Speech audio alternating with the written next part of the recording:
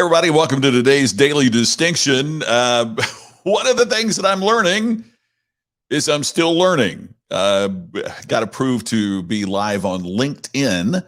And one of the things I didn't realize, because new on LinkedIn, is you got to schedule it an hour early. So I did not do that on LinkedIn, but I'll get that corrected. If you're watching on LinkedIn, it will be the replay. So now, holy cow, we are on 3 different channels on Facebook. We're on YouTube Live. We're on Twitter Live. We're on Twitch Live, and we'll be on LinkedIn Live.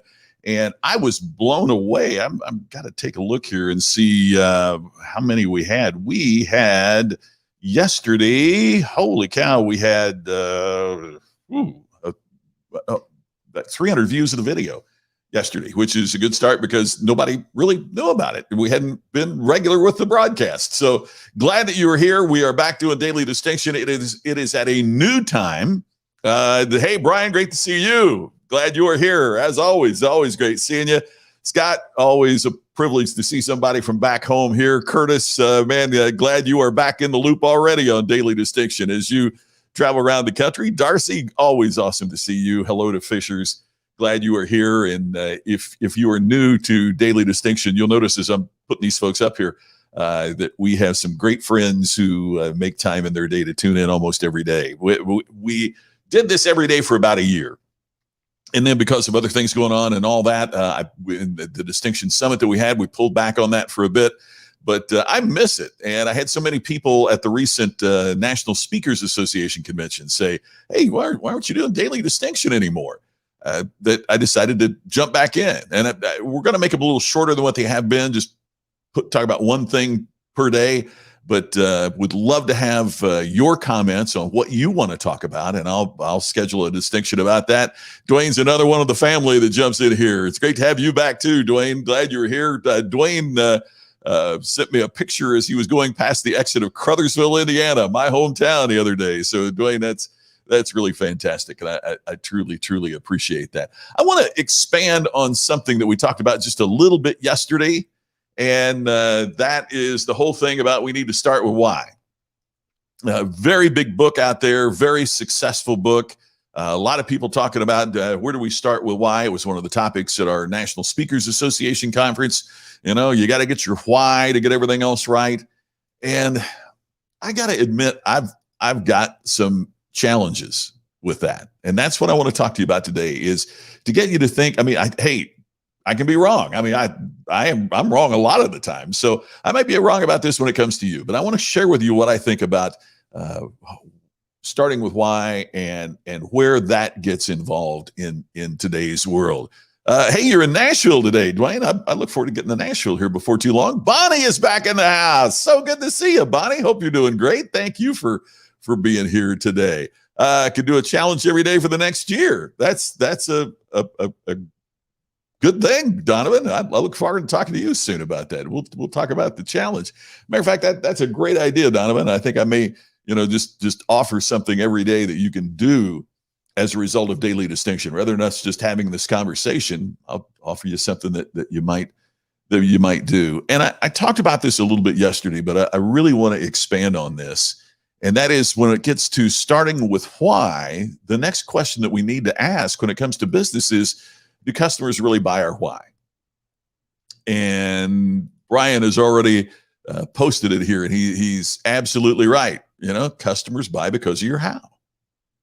So what does that mean in terms of what we need to do? Well, first of all, it means that we got to make certain that we make a better how for our customers. So when it comes to giving an idea or a challenge, here's one of the things that I've done with clients before. When we talk about distinction and we talk about becoming iconic, which is the highest level of distinction, what does that really mean and how do we get there? And one of the things that, for example, Fairmont Hotels that I worked with did was to break down the divisions of their company. Now, for those of us that are entrepreneurs and solopreneurs, we are the company. So what you do is you break down the different aspects of your job. But for example, Fairmont said, okay, so what is a distinctive front desk experience? What's a distinctive valet parking experience? So in other words, when you pull up to the Fairmont Hotel, the Scottsdale Princess, how do we make the moment that you arrive and you're getting your luggage unloaded, how do we make that distinctive from what you're going to experience at every other property in Scottsdale? How do we have that distinctive experience? What's the next touch point? Well, you go inside to the front desk. What's a distinctive front desk experience? How do we make that so it better serves our customers? What's distinctive housekeeping? What's a distinctive gift shop? In other words, so many times we look at the big picture, and that's not a bad thing. I'm not being critical of that. However, we also have to look at every spot along the way.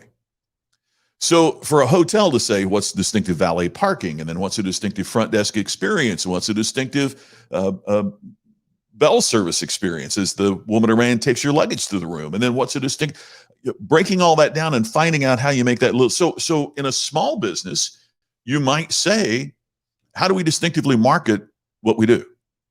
What would that look like? How do we make that better?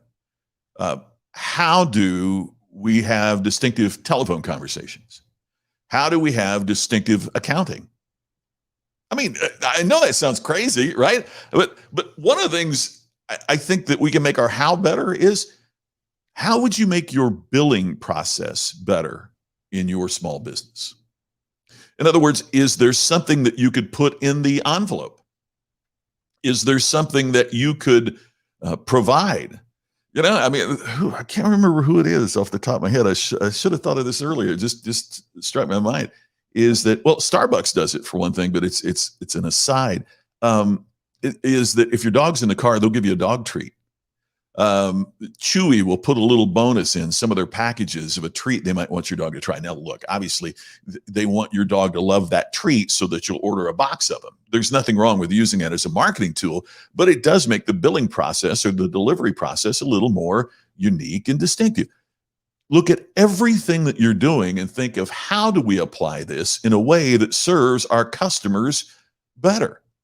And that becomes absolutely critical to everything we do. Now, when they say start with why, that's not a bad thing.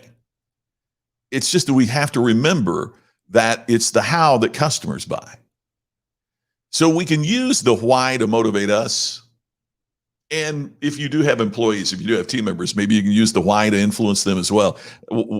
Joe Calloway, my great friend, says that, he read about where Apple has this great why, and that everybody subscribes to the why of Apple. So he goes in the Apple store and he says to one of the people working in the Apple store, "Why do you work here?" And the answer was, to pay off my student loans. It wasn't, I'm going to put a dent in the universe. It wasn't insanely great products. It's, I got student loans I got to pay off, right? So people have their own why. So that's why I put in here, perhaps your team. One of the things I think is really remarkable about a great leader, manager, is how they get individuals to have their own respective goals, but to unite them for the overall good of the team. If you look about, it's a cliche to talk about, but if you look like Phil Jackson coaching Michael Jordan and the rest of the Chicago Bulls, okay, so what's going to motivate Luke Longley isn't necessarily what's going to motivate Michael Jordan.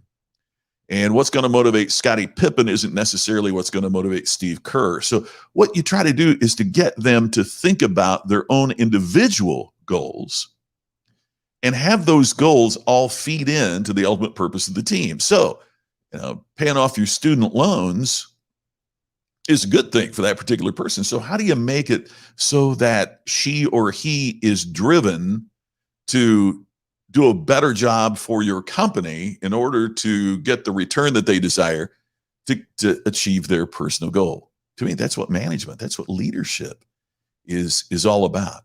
So you can use your why to motivate you, understand perhaps your employee or colleagues' why to motivate them. Isn't part of sales trying to understand the customer's why so that you can deliver for them? But what we have to do is to make our how better to serve our customers. There you go. Jeff, that's a little thing and a big thing simultaneously. Jeff says we send a return envelope with a stamp and our name and address on it with each invoice. You're making it easy, right? You're making it easy. And isn't it interesting You could probably print up envelopes that have business reply mail on them, and the postage is still free. But we can ignore those and not think about it because you don't get charged if we don't mail it back. But if you've put that stamp on there, now you've made an investment in me, and I feel really guilty if I throw that away or if I don't respond quickly. But you're also making it easy. So Jeff has given us a great example. It is exactly what we need to do, is to look at how do we make our how better. So I'm not only going to send you an invoice, I'm going to give you a return envelope with our name and address on it and a stamp on it. So all you have to do is write the check and take care of it. There you go. That is a great one. Hey, Bruce, it's great to have you back again as well. Man, you're doing great. It's great to see you. The why is our philosophy. The how is our commitments and actions. Brian, you're exactly right on that. And at one of our future talks, we're going to be talking about the importance of philosophy. Philosophy sounds, hey, I'm from Crothersville, Indiana. Talking about philosophy sounds highfalutin. Boy, there's an old term in it, but it's really not. And we're going to talk about it in a upcoming Daily Distinction. We're going to talk about why philosophy is so absolutely critical and so important. Kellyanne, I just sent you a message. I hope you got it. So I look forward to being on your show. So thanks for the invitation. Hey, there's John Bentley. John, so good to see you. How you do it describes the behavior you want me to choose to be distinctive. Yeah. You nailed it, John. That's exactly right. So finding a way of how you do it and how your behavior sets you apart from everybody else is choosing to be distinctive. Yes, absolutely. So your why is important, right? Your why is important. The +1 philosophy. That's it, Brian. The why is absolutely critical. I am not suggesting that you shouldn't be thinking about why you do what you do. It's a great motivating tool for you. But number one, you can't assume that your why will motivate other people on your team. Number two, you can't assume that your why is going to motivate the customer to buy. And number three, you can have the greatest philosophy and you can have the greatest why in the world, but if you don't deliver the how, right? If I go to your restaurant and the hamburger is awful, I'm not going to say, yes, but this restaurant has a great why. I'm going to come back and get another rotten hamburger. No, we're not going to do that. If you don't deliver the how, then the why doesn't have traction. So at each step along your business, what's something you could do to improve your how? And here's the other thing I'd like for you to think about. What's the consequences if you don't? What are the consequences that if you don't have a compelling how? What's the consequences to your business? That's the tough one.